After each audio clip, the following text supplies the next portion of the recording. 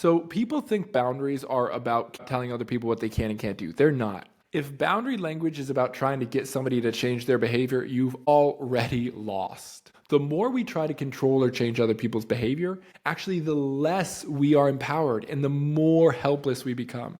The key to boundary language is this: boundaries are an internal commitment that we make to ourselves. We say what we expect and what we deserve. And then we follow that up by saying an if then, right? So if my boundary is I'm not going to tolerate being criticized, that's not a boundary, but that's the commitment that I make to myself. I'm not going to tolerate being criticized. If I get criticized, then I am going to leave the conversation. Or maybe starting out, I'm not going to tolerate being criticized. If I get criticized, then I am going to ask you to stop.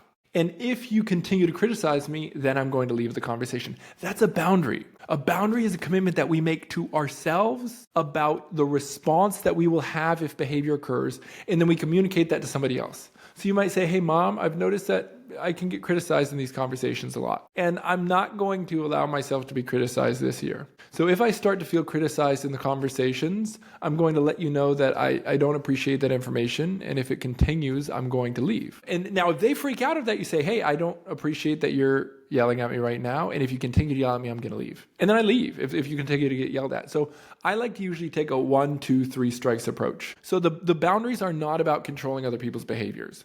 And as long as we're trying to control other people's behaviors, we have absolutely lost the game. A boundary is an internal commitment we make to ourselves, and then we communicate that internal commitment to the other person with an if then. If you violate the boundary, then I will respond this way.